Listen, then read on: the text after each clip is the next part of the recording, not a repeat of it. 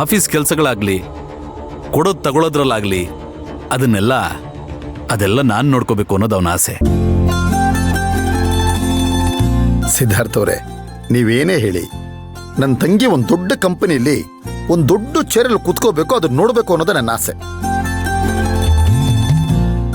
ಆದಷ್ಟು ಬೇಗ ನೀವು ಅದನ್ನ ಮಾಡಿಕೊಟ್ಬಿಟ್ರೆ ನಮಗೂ ಸಂತೋಷ, ನೆಮ್ಮದಿ. ಅದು ಆಗೋಗುತ್ತೆ ವೀರಣ್ಣವ್ರೆ. ಮುಂದಿನ ಅಮಾವಾಸ್ಯೆ ಕಳ್ಕೊಂಡು ಒಂದೊಳ್ಳೆ ದಿನ ನೋಡಿ ನಮ್ಮ ಆಫೀಸ್ನ ರಿನೋವೇಟ್ ಮಾಡಬೇಕು ಅನ್ಕೊಂಡಿದ್ದೀವಿ. ಆ ಆಫೀಸಲ್ಲಿ ನಿಮ್ ತಂಗಿಗೋಸ್ಕರ ಒಂದು ದೊಡ್ಡ ಕ್ಯಾಬಿನ್ ಇರುತ್ತೆ.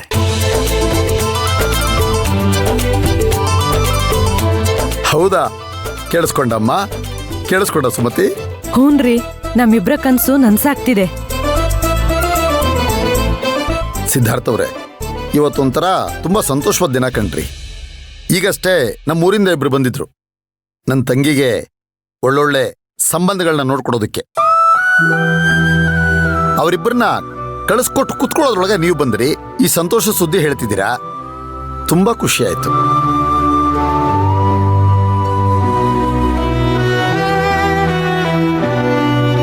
ಅಮ್ಮ, ಈ ಫೈಲಲ್ಲಿ ನೀವು ಎಲ್ಲೆಲ್ಲಿ ಸೈನ್ ಮಾಡಬೇಕು ಅಂತ ಮಾರ್ಕ್ ಮಾಡಿಟ್ಟಿದ್ದೀನಿ.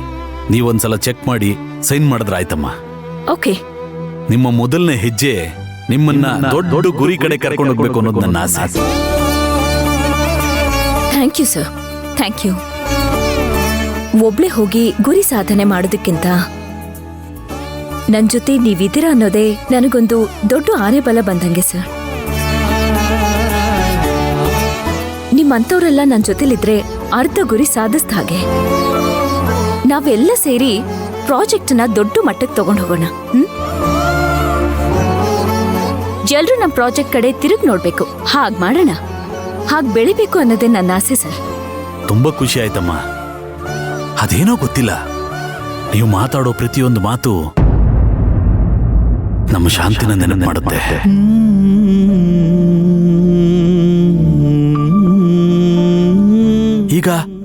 ಈಗ ನೀವು ಹೇಳಿದ್ರಲ್ಲ, ನಾನು ಅಂದೆ, ನಾವು ಅಂದ್ರಲ್ಲ, ಅಲ್ಲೇ ನಾವು ಅರ್ಧ ಗೆದ್ಬಿಟ್ವಿ.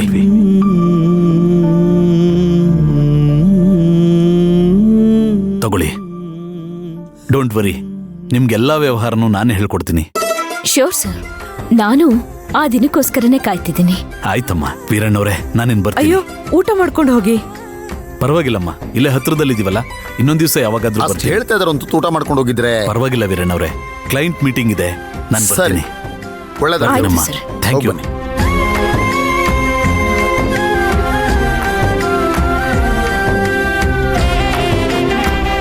ಅಮ್ಮ, ಖುಷಿನಾ? ಸಿದ್ದು, ನನ್ಗನ್ನಿಸ್ತಿದೆ ನಿಮ್ ತಮ್ಮ ಅವನ್ ತಲೆ ಮೇಲೆ ಅವನೇ ಮಣ್ಣು ಹಾಕೊಂಡ ಅಂತ. ಯಾಕೆ ಈ ತರ ಹೇಳ್ತಿದ್ಯಾ ಸಾಧನ? ಇನ್ನೇನ್ ಸಿದ್ದು, ಇಷ್ಟು ಹತ್ರಕ್ಕೆ, ಇಷ್ಟು ಸುಲಭಕ್ಕೆ ಅರ್ಚನಾ ಒಂಥರ ನಮ್ ಕೈಗೆ ಸಿಕ್ತಿದ್ದಾಳೆ. ಅವತ್ತು ಆ ವೀರಣ್ಣ ಆ ರೀತಿ ಕೋಪ ಮಾಡ್ಕೊಂಡು ಹೋದ್ರು, ಮನೆಗೆ ಹೆಣ್ ಕೇಳಕ್ ಹೋದಾಗ ನಮ್ಮೇಲೆ ಉರ್ದು ಬೀಳ್ತಾ ಇದ್ರು. ನಾನು ಎಲ್ಲ ಮುಗ್ದೋಯ್ತು ಅಂತ ಅನ್ಕೊಂಡೆ. ಆದ್ರೆ ಇವತ್ತು ಅವ್ರ ವ್ಯವಹಾರನ ನಮ್ ಜೊತೆ ಹಂಚ್ಕೊಂಡ್ ಮಾಡೋ ಅಷ್ಟು ಮನಸ್ಸನ್ನ ಬದಲಾಯಿಸ್ಕೊಂಡಿದ್ದಾರೆ ಸಿದ್ದು. ಈಗ ನೋಡಿದ್ರೆ ತಂಗಿಗೆ ಗಂಡು ನೋಡ್ತಿದ್ದೀನಿ ಅಂತ ಹೇಳ್ತಿದ್ದಾರೆ. ನಿಮ್ ತಮ್ಮ ಆ ಪಿಶಾಚಿ ನಮ್ಮ ಮನೆಗೆ ಕರ್ಕೊಂಡ್ ಬರ್ದೇ ಹೋಗಿದ್ದಿದ್ರೆ ವೀರಣ್ಣನ್ ಕೈಯೋ ಕಾಲೋ ಹಿಡ್ದು ಒಪ್ಪಿಸ್ಬಿಡ್ಬೋದಾಗಿತ್ತೋ ಏನೋ. ಅರ್ಚನಾ ನಮ್ ಶಾಂತಿಮಾ ಜಾಗಕ್ಕೆ ಈ ಮನೆಗ್ ಬಂದಿರೋಳು. ಆಗ ಈ ಮನೆ ಹೇಗಿರೋದು ಅಂತ ಒಂದ್ಸಲ ಯೋಚನೆ ಮಾಡಿಸಿದ್ದು. ನಮ್ ರಾಘವ್ಗೆ ತಾಯಿ ವಾಪಸ್ ಸಿಕ್ಬಿಡ್ತಿದ್ಲು. ಅಷ್ಟೇ ಅಲ್ಲ, ನಮ್ ಶಾಂತಿಮಾ ನಮ್ಮನ್ನೆಲ್ಲ ಬಿಟ್ಟು ಹೋಗಿದ್ದಾಳೆ ಅನ್ನೋ ಭಾವನೆನೂ ನಮಗ್ ಬರ್ತಾ ಇರ್ಲಿಲ್ಲ ಅಲ್ವಾ? ನಾವ್ ಎಲ್ರೂ ಹಾಯಾಗಿರ್ಬೋದಾಗಿತ್ತು ಸಿದ್ದು. ಆದ್ರೇನ್ ಮಾಡೋದು, ನಿಮ್ ತಮ್ಮ ಮಣ್ತಿನೋ ಕೆಲಸ ಮಾಡ್ಕೊಂಡ್ಬಿಟ್ಟ. ದೇವ್ರು ಯಾವುದನ್ನು ಸುಮ್ಮನೆ ಮಾಡಿರಲ್ಲ ಸಾಧನ. ಹಿಂದೆ ಆಗಿದ್ದೆಲ್ಲ ಒಳ್ಳೇದಕ್ಕೆ, ಈಗ ಆಗ್ತಾ ಇರೋದು ಒಳ್ಳೇದಕ್ಕೆ ಅಂತಾನೆ ತಿಳ್ಕೊ.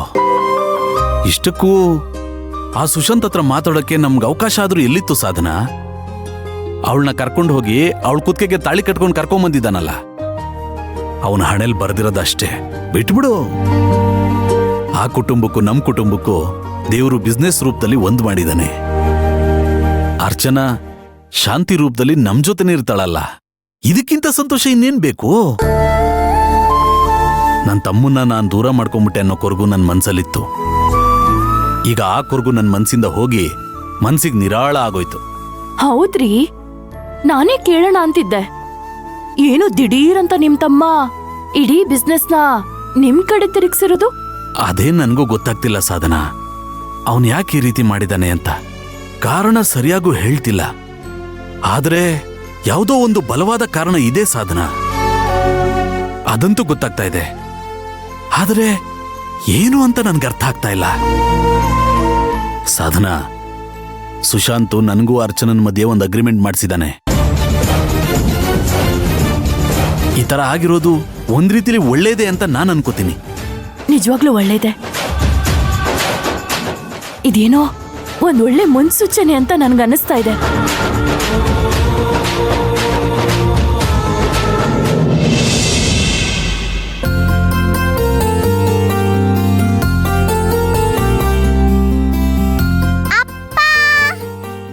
ಓ ರಾಘವ್, ಸ್ಕೂಲ್ಗೆ ಹೋಗಿಲ್ವಾ?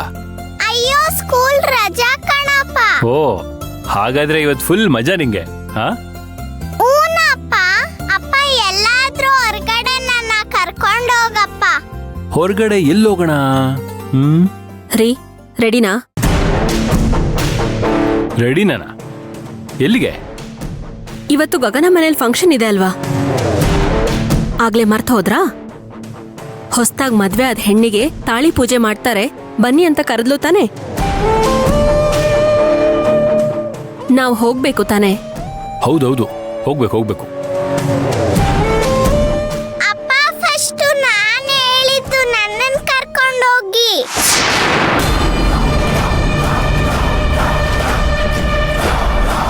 ಸರಿಯಪ್ಪ, ಆಯ್ತು, ಕರ್ಕೊಂಡು ಹೋಗ್ತೀನಿ ಕಣೋ. ನೀನು, ನಾನು, ಮಿಸ್ ಅಮ್ಮ 3 ಜನ ಹೋಗೋಣ. ಗಗನ ಆಂಟಿ ಮನೆ ಫಂಕ್ಷನ್ಗೆ ಹೋಗೋಣ.